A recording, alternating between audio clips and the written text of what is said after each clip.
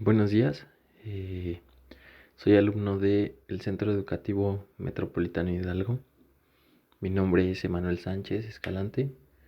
Estoy estudiando la licenciatura en cirujano dentista y pues el día de hoy les daré el tema de ciclo celular, cómo se compone, cómo se divide y también les daré el tema de muerte celular.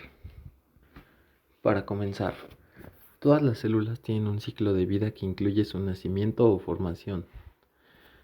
Cumplen sus funciones para después finalmente morir.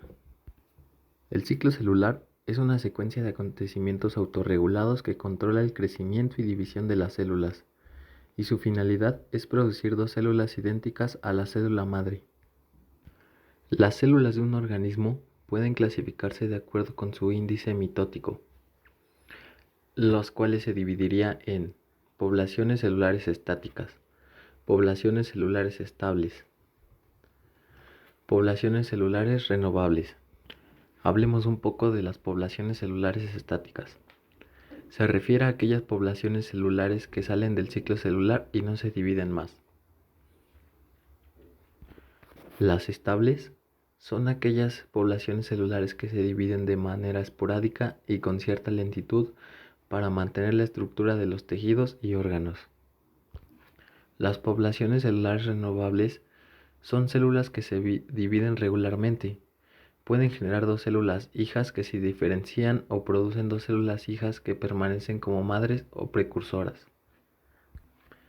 El ciclo celular consta de 4 fases, lo que sería la fase S, la fase G1, la fase G2 y la fase M. La fase G1, o mejor conocida como interfase, es la primera fase del ciclo celular.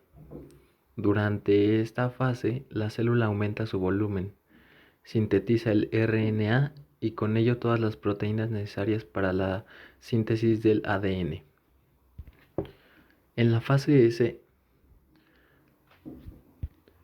la célula duplica el material genético que durante la fase M segregará entre las células hijas. En la fase G2, la célula se prepara para dividirse, la cual continúa creciendo.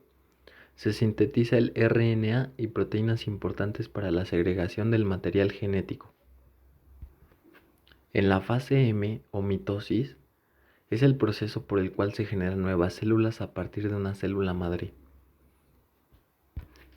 La finalidad de este proceso es mantener la estructura de los tejidos, renovar las poblaciones celulares, reparar tejidos, entre algunas otras cosas más.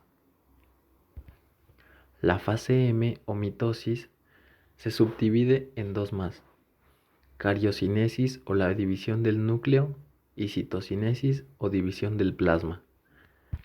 Dentro de la cariocinesis, o la división del núcleo, se divide en unas cuantas fases más, que sería profase, prometafase, metafase, anafase y telofase.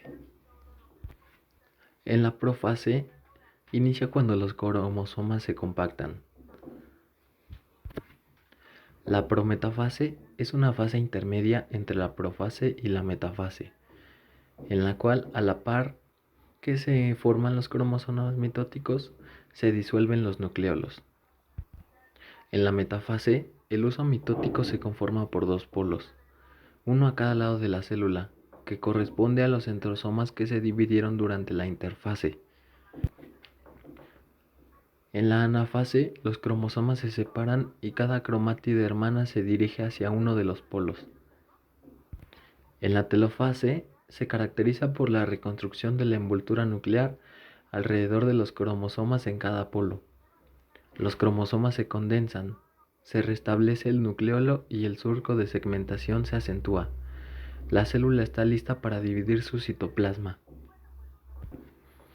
Como parte de la citocinesis, comienza con la formación de un surco de segmentación en la membrana plasmática, equidaste a cada polo del huso mitótico. Como resultado de la mitosis, se tienen dos células hijas con igual contenido genético.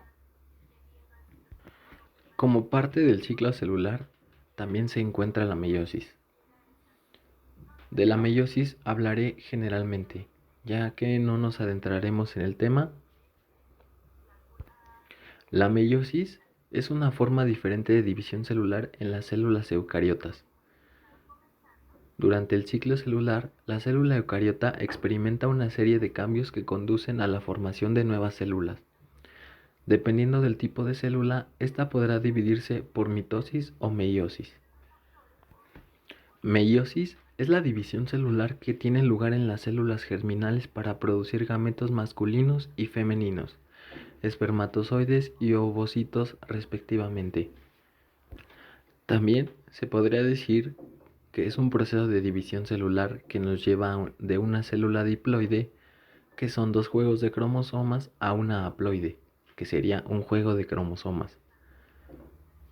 Cuando un espermatozoide y un óvulo se unen en la fecundación, sus dos juegos haploides de cromosomas se combinan para formar un conjunto diploide complejo, un genoma nuevo. Las fases de la meiosis. Durante la meiosis, una sola réplica de ADN pasa por dos divisiones celulares, que sería meiosis 1 y meiosis 2. En la primera división meiótica, los cromosomas homólogos son enviados a los polos opuestos, mientras que en la segunda división meiótica las cromátides son separadas y generan células haploides. La primera división meiótica, que también se conoce como reductora o meiosis 1, pasa por 4 fases, que son profase 1. Se divide en 5 periodos. Leptógeno. Las cromátides comienzan a condensarse. Citógeno. Los cromosomas homólogos se alinean y comienzan a intercambiar genes por medio del complejo sinaptonémico. Paquiteno. Continúa el intercambio de material genético. La cromátida se sigue condensando y se forman. Diploteno. Se condensa aún más la cromátina y se separan los cromosomas. Diacinesis. Máxima condensación de cromátina desemblando nuclear. Metafase 1. Los cromosomas se alinean con el uso meiótico. Anafase 1. Los cromosomas se dividen y viajan a los polos opuestos. Telofase 1. Los cromosomas llegan a los polos opuestos y se inicia el ensamblado de la envoltura nuclear.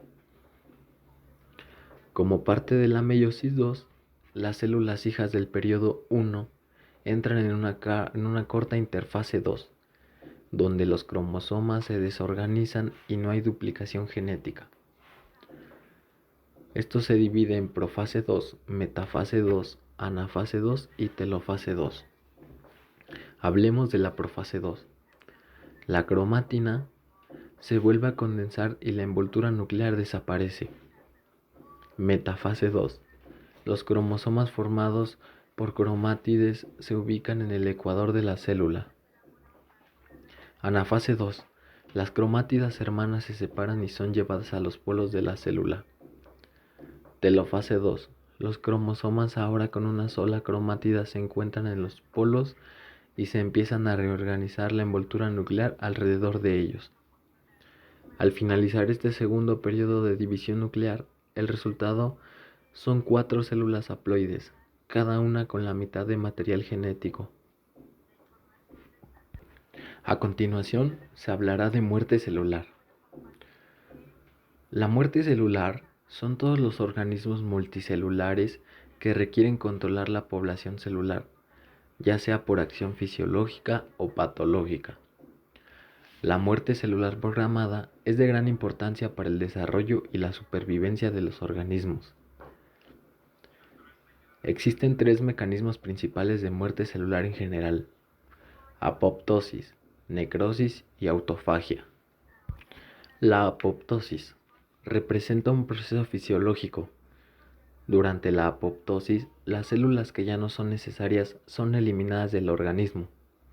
Este proceso puede ocurrir durante el desarrollo embrionario u otros procesos fisiológicos normales. La apoptosis se caracteriza por la autodigestión controlada, la que mantiene la integridad de la membrana celular. Por lo tanto, la célula muere con dignidad, sin derramar su contenido para no dañar a sus vecinos. La necrosis comienza con la pérdida de la capacidad de las células para mantener la homeostasis. Los órganos intracelulares como la mitocondria, el retículo endoplasmático rugoso y el núcleo sufren cambios irreversibles que son causados por la tumefacción celular y la ruptura de la membrana celular. Como consecuencia de la descomposición final de la membrana plasmática, el contenido citoplasmático, incluidas las enzimas lisosómicas, queda libre en el espacio extracelular.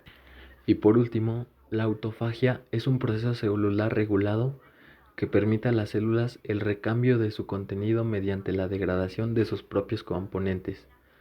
Comienza cuando una membrana intracelular se enrolla alrededor de un orgánulo o de una población del citoplasma para formar una vesícula limitada por una doble membrana cerrada. Esta vesícula, denominada autofagosoma, inicialmente desprovista de cualquier enzima lisosómico, se fusiona con los lisosomas e inicia la digestión. Muchas gracias por su atención y espero que este video haya sido de su agrado.